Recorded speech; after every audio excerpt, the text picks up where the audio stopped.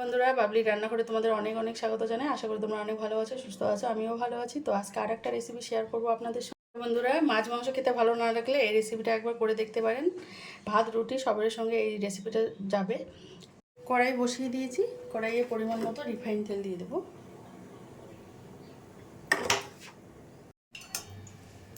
তেলটা গরম হয়ে গেছে, পটলটা আগে ভেজে নিচ্ছি।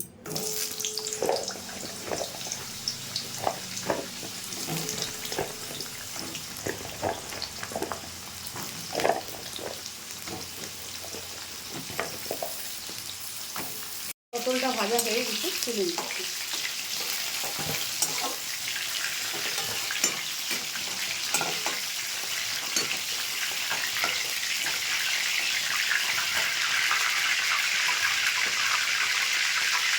এই তেলে আমি আলুটাও ভেজে নেব।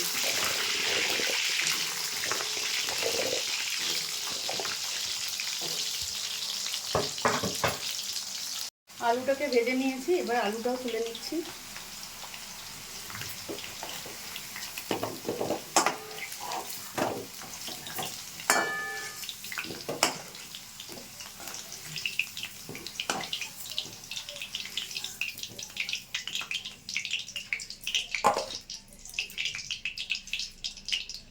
আমি গোটা মশলাটা দিয়ে দিচ্ছি। এটা দারচিনি আছে, লবঙ্গ আছে আর এলাচ আছে। এখানে পেঁয়াজ কুচি দিয়ে দিচ্ছি।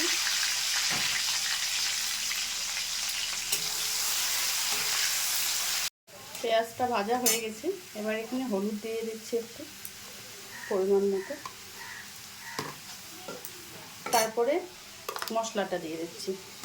এখানে আমি আদা, রসুন, কাঁচা লঙ্কা, রেড চিলি পাউডার, ধনে গুঁড়ো, জিরে গুঁড়ো এগুলো দিয়েছি, দিয়ে একটা পেস্ট বানিয়ে নিয়েছি। এটাকে একটু ভালো করে কষিয়ে নিচ্ছি।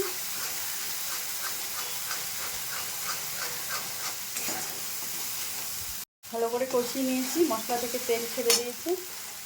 এবারে আমি আলু পটলটা দিয়ে দিচ্ছি। আর এখানে ছোলাটা কিন্তু আমি সেদ্ধ করে নিয়েছি, ছোলাটা দিয়ে দিচ্ছি।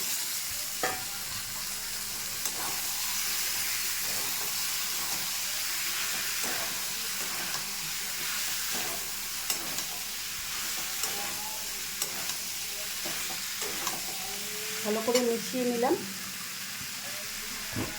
লবণ দিয়ে দেবো পরিমাণ মতো।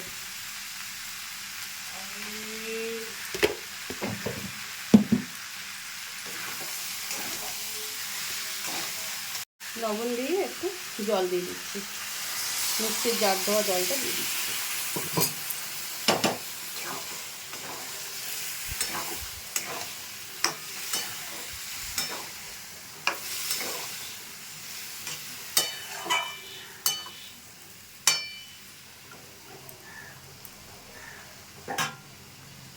এখানে আমি ঢাকা দিয়ে দিচ্ছি কিছুক্ষণের জন্য, আলুটা সেদ্ধ হয়ে যাবে। ঢাকাটা তুলে নিচ্ছি, 15 মিনিট হয়ে গেছে। আর আমি অল্প আছে ঢেকে দিয়েছি। জলটাও শুকিয়ে গেছে, আলুটাও সেদ্ধ হয়ে গেছে। দেখুন, পুরো আলু সেদ্ধ হয়ে গেছে। আর ছোলাটা তো আগের থেকেই সেদ্ধ ছিল।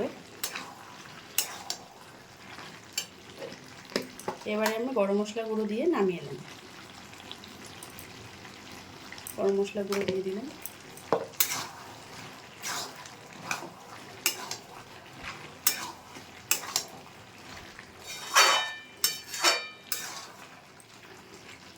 গ্যাসটা অফ করে দিচ্ছি, নামিয়ে নেব।